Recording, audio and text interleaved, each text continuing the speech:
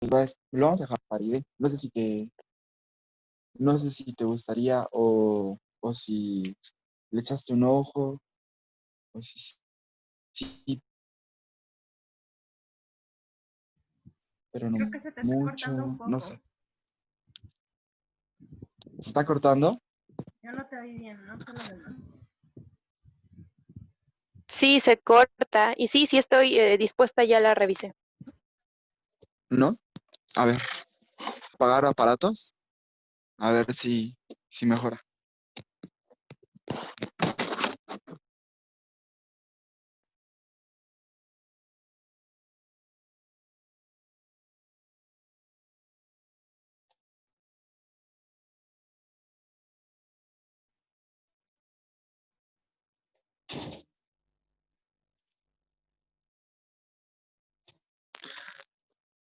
Eh, pues si quieres, arráncate de una vez, compañera Faride. Si nos pueden poner la letra en el chat, sería bueno, para que todos la tengamos ahí visible. ¿Qué sesión es esta del taller? O como de estas reuniones. ¿Es la octava? ¿Séptima? No estoy segura, creo que es la séptima o la octava, no sé. No me acuerdo. Creo que sí. Si alguien se acuerda, ahí lo puedo poner en los comentarios. Em, Y ya ahorita te nada ayudo más con la por... letra, voy a buscarlo. Ah, perfecto.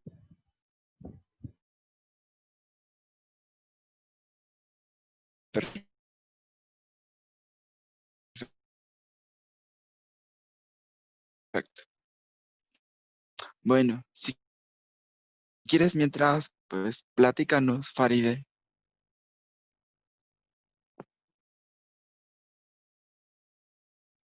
Ok, Mm, bueno, no lo te... voy a hacer sola. Ujú, ¿Me escuchas? adelante. Sí, sí.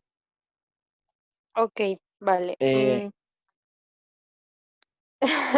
Lo que pasa es que te escucho cortado. Creo que cada vez que voy a hablar se escucha como un sonidito.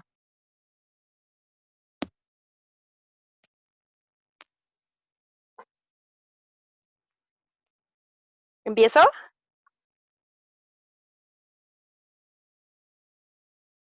Um, ok, perfecto. Bueno, voy a ser concisa, no me gusta extenderme tanto. Y igual como la vez pasada, lo estructuré por párrafos y solamente añadí ideas como base, ¿no? Bueno, en el primer párrafo podemos iniciar desde la asignación de su nombre, ¿no? Creo que el análisis de esta canción sí tiene que ver con el machismo, pero también está sobre todo relacionado con cómo se configuran los roles de género y la identidad de género dentro de un sistema patriarcal, ¿no? Que es machista.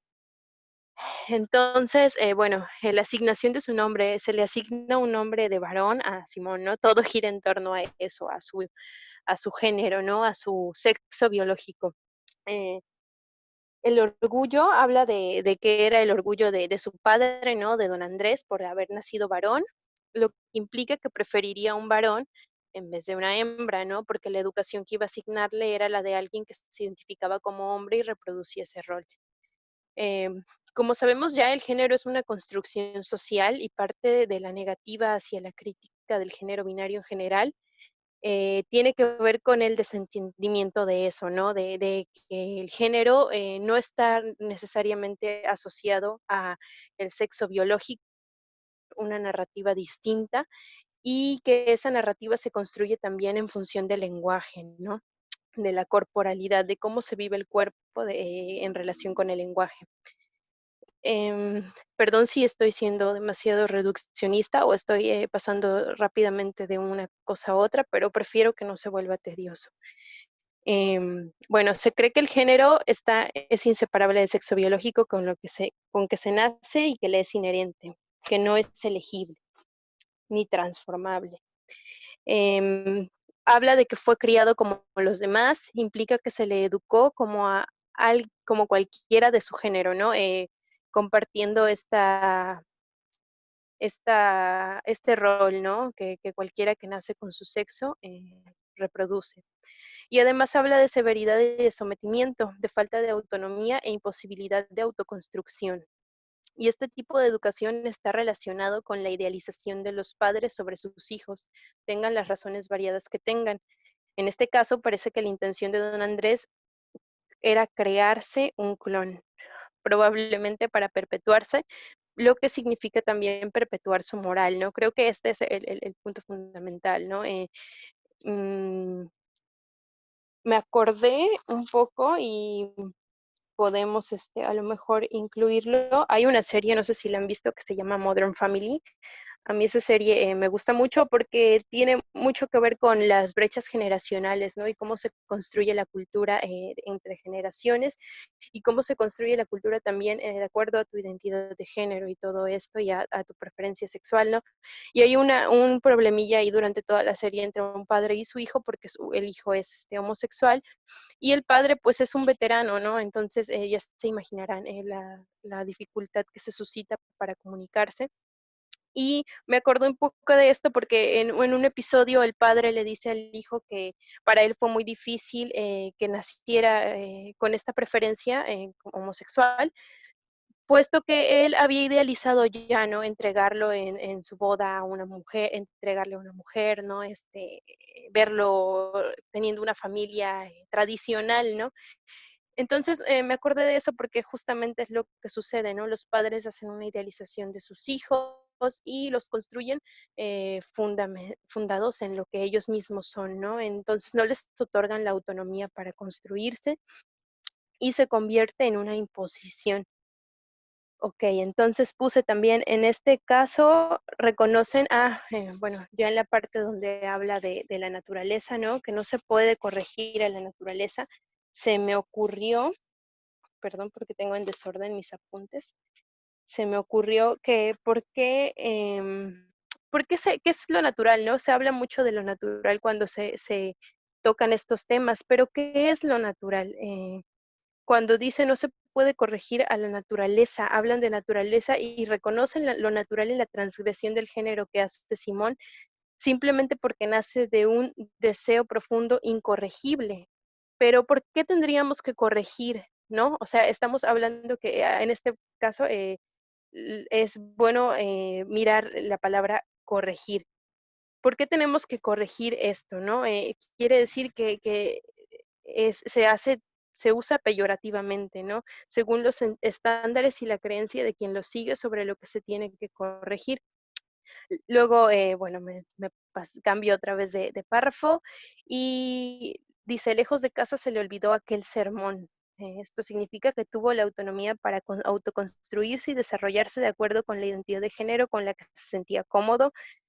Y bueno, los elementos que pasaron a ser parte de la expresión identitaria de Simón. Aquí es también importante mirar esto porque habla de falda, lápiz labial y un carterón. Estos son elementos que son comúnmente asociados a la feminidad.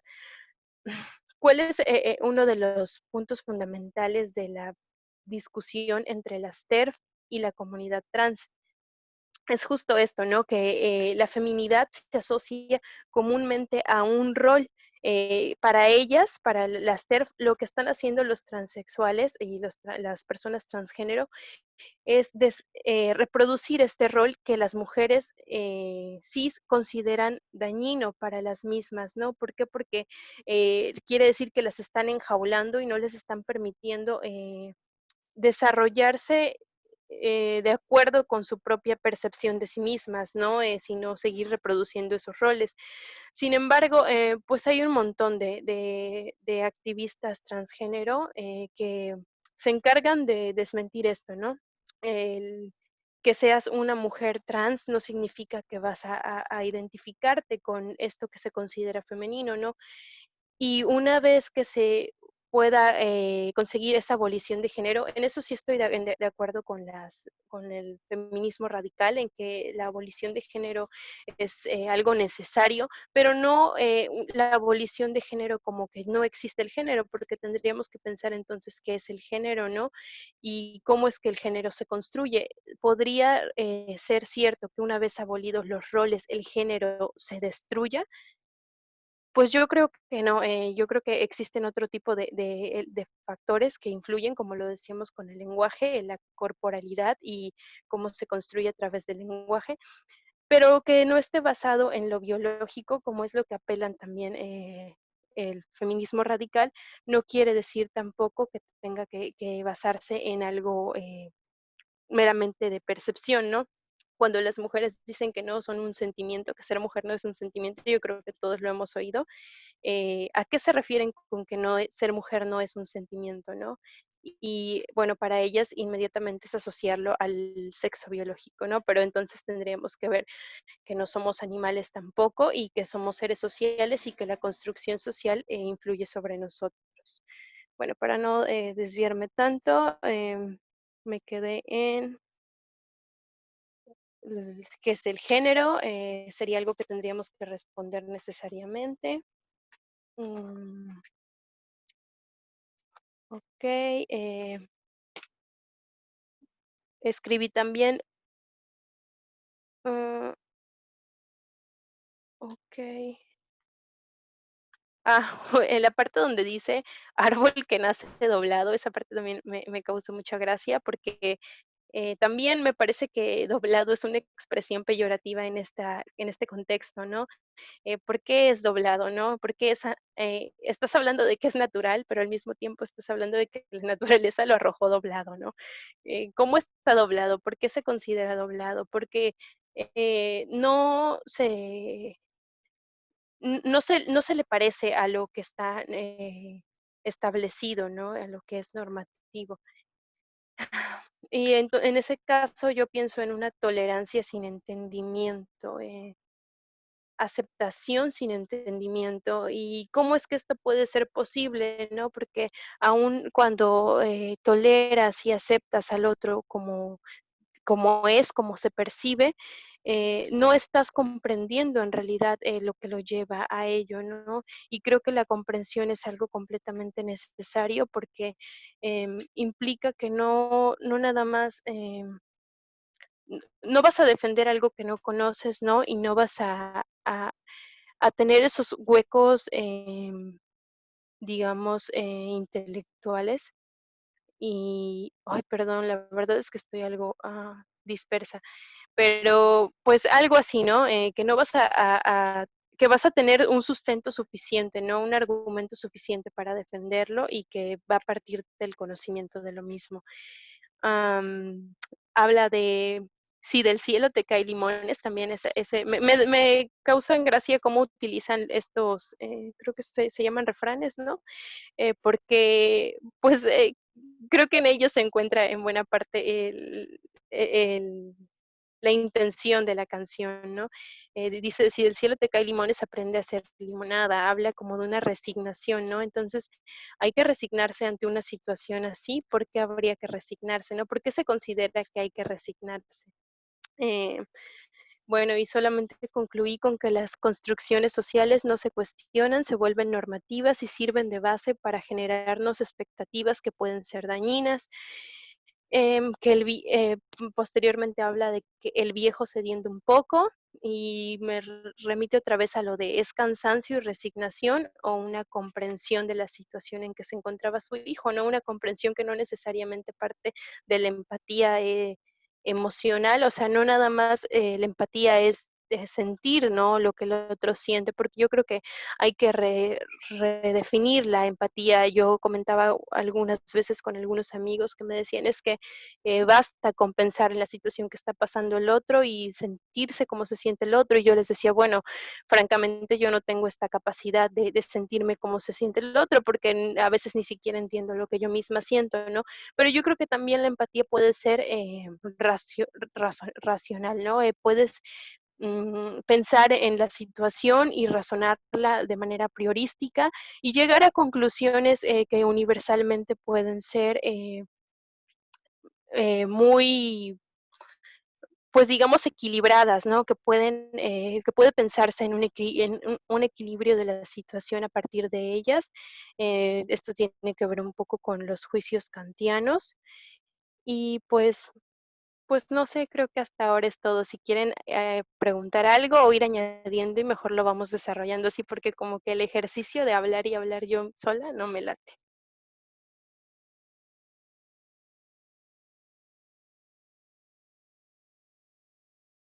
Ah, claro, ya. Es que me había silenciado y dije, me tienen que silenciar, pero no, yo puedo oprimir el botón. Ah, pues muchas gracias. Eh, Has tocado temas muy importantes, ¿no?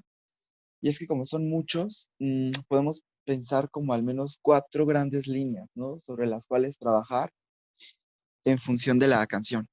Primero, el concepto de la naturaleza, ¿no? Lo que es natural versus lo que es cultural, ¿no? O, mm, y podemos meternos un poquito más a fondo en ese tema, ¿no? Porque a veces se dice, el género es cultural, ¿no? Es social, y lo social pareciera que en algún momento está como escindido de lo natural, ¿no?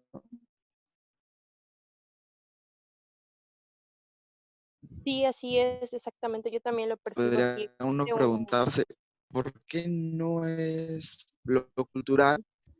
¿No? David. Exactamente, sí, sí, sí. Va por ahí el concepto. Sí, ¿se me escucha? ¿No se me escucha? Es que de repente estás así como... Sí, se escucha raro, no se escucha Ajá, claro. yo creo que es tu internet. Pero bueno, Yo creo que si sigue sí. pasando, pues ya nada más quitas tu cámara y hablas.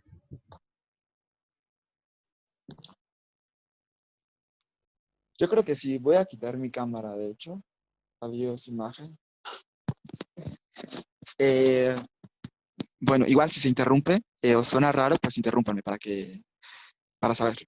Eh, el concepto de naturaleza cultural, pues como ya comenta la compañera Farideh, es todo un tema, ¿no? ¿En qué momento la producción humana se piensa a sí misma como una producción distinta de la producción natural, ¿no? Siendo que todo lo que mantiene en vida al organismo humano y a las maquinarias humanas, pues son energía, la vida come vida y toda esta energía tiene un origen natural y es un origen que no es nuestro, ¿no? La energía que obtenemos al comer una zanahoria no es energía nuestra, es energía de otro cuerpo que ingerimos y que en algún momento devolveremos, ¿no? Es sencillamente una confluencia energética en el reino de la vida. ¿Por qué en algún momento se volvió tan radicalmente opuesto lo cultural de lo natural? Nietzsche lo llamaba como lo apolíneo en contraposición de lo dionisíaco, ¿no? Lo apolíneo era como esta fuerza cultural, esta fuerza de orden, de regulación, ¿no? Muy consciente, muy lógica, muy de sistematizar. Y lo dionisíaco es la fuerza oscura, la noche, como el puro movimiento, ¿no? Lo que generalmente está cuestionando o desmoronando las construcciones que ha levantado el yo cultural, ¿no? Pero ambos son partes de una misma operación, ¿no? En todo caso. Yo creo que ese es un tema muy interesante. Lo podemos platicar si quieren más adelante, o porque podría darse que sea una mera cuestión de categorías, ¿no? Como, sencillamente aquí empieza lo cultural, aquí lo natural, porque es muy útil al momento a nivel lingüístico, a nivel semántico, para estudiar determinados sectores de la realidad, dado que somos humanos, pues estudiar lo que hacemos nosotros, pero nos comimos la película de la categoría, ¿no? Y entonces la categoría dejó de ser como un instrumento a través del cual miramos un fenómeno y se volvió el fenómeno en sí mismo, ¿no? y tratamos de que todo quepa en esos términos. Es interesante porque nos lleva al siguiente punto que tocó la compañera Faride, género. El género, ¿qué onda? Vamos a tratar de... Este es un tema muy polémico, pero el género, ¿qué onda? ¿Es una producción cultural o es una producción cultural entendida como una continuación de la producción natural, ¿no? O es algo totalmente natural, como el género entendido como una especie de genio, carácter somático, ¿no? Mm, sentido del mero cuerpo, abriéndose paso por la cultura, lo cual nos da dos géneros, pero no porque el género sea quien aprisione al cuerpo femenino, sino al revés, porque el cuerpo femenino ha producido determinada forma de incidir en la cultura y el cuerpo masculino con todas estas testosteronas extras, quizá estoy simplificando obviamente, pero este cuerpo, entendido en términos aporéticos, ¿no? O sea, medio representación, medio la cosa que está ahí, bueno, o este cuerpo más de hombre, ha producido determinada forma de género, ¿no? Es un tema muy interesante. ¿Qué pasa ahí? ¿De dónde viene el género? ¿Es cultural? ¿Es natural? ¿Las dos cosas? ¿Ninguna de las dos? Las dos y muchas otras cosas más. Vamos a pensarlo. El otro tema del que habla la compañera Faride, corregir. Ese también me parece interesante. Eh, el sentido de regir, ¿no? El sentido de regir tiene algo como de mm, como de realeza, ¿no? Como lo regio, un regimiento, ¿no? Tiene que ver con esta idea de lo recto, ¿no? Con el prefijo latino co de compañía, ¿no? Como que hay una forma que que la mayor parte de una sociedad ha considerado como la forma recta de ser, la forma recta de caminar, la forma recta de ser humano, ¿no? Y en ese caso, si alguien pierde el camino, lo pierde siempre en función de que hay un camino correcto, ¿no? O sea, cuando hay un camino incorrecto, estamos diciendo que hay un camino correcto, ¿no? Entonces, cuando alguien pierde el camino, hay que regresarlo, ¿no? Hay que corregirlo. Adelante, compañero. Solamente quería abonar un poco más eso que decías, justamente es como una idea muy aristocrática, ¿no? Muy monárquica esta de creer que tienes una verdad y un entendimiento que los demás no tienen y que puedes, por tanto, regirlos a ellos, ¿no? Que tienes esa capacidad de decidir sobre qué es lo mejor para ellos.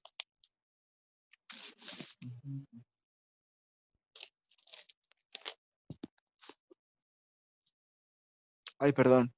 Y es complejo porque al mismo tiempo sí que lo que nos enseñan, pues es en esos términos, ¿no? Es en términos, es decir, no comas eso porque te hace daño.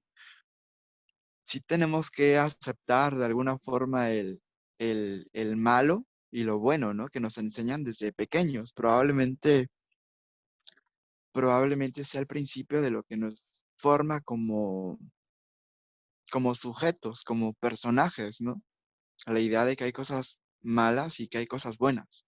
¿Están de acuerdo con eso? ¿Qué piensan?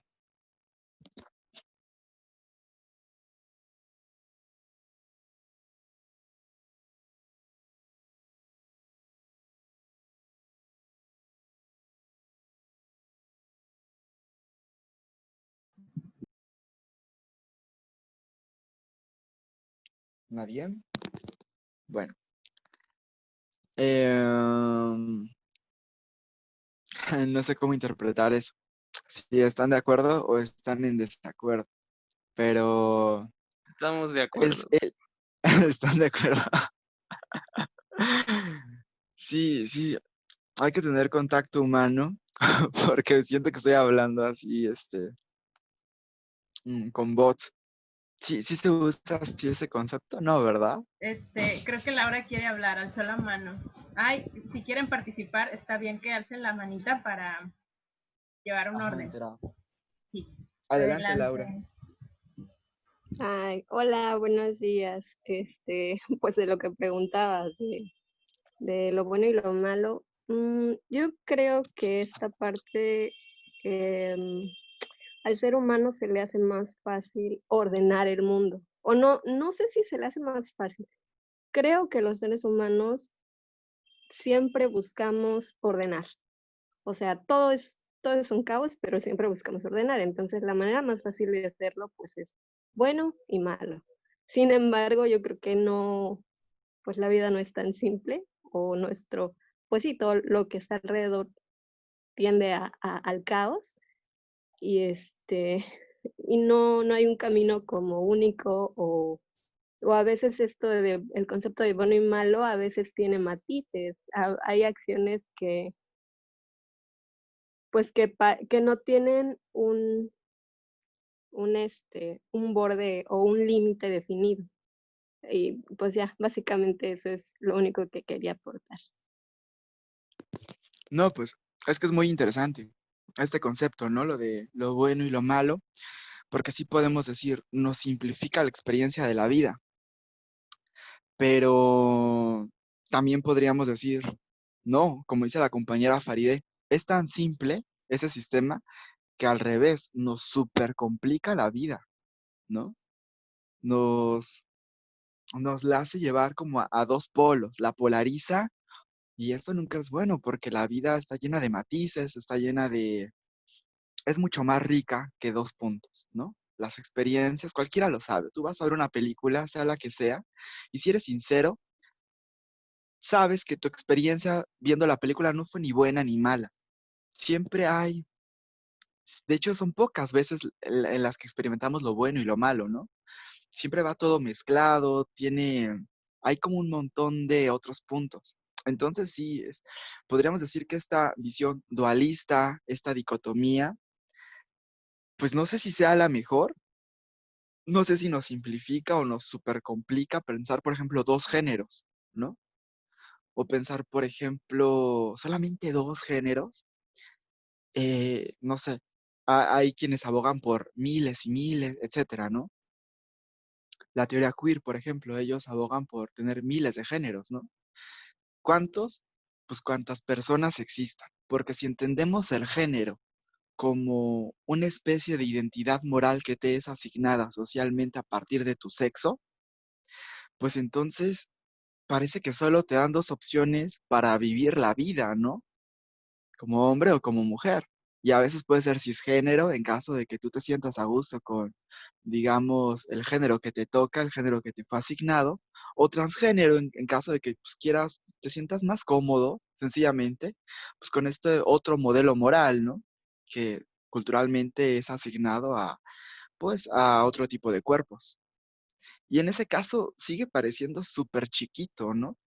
Como solo dos géneros, y luego se problematiza porque volteas a ver lo que significa a nivel género ser hombre en Japón y dices, ah, caray, es bien distinto de lo que significa ser hombre para para un mexicano o para un estadounidense, ¿no? Y luego ves que las realidades de género son bien diferentes en todo el mundo. Claro, hay puntos comunes, ¿no? Donde es súper útil la herramienta conceptual social de género, por supuesto, ¿no? Como cuestiones de disparidad y tal, pero parece que sí hace falta matizar la categoría de estos dos géneros, ¿no?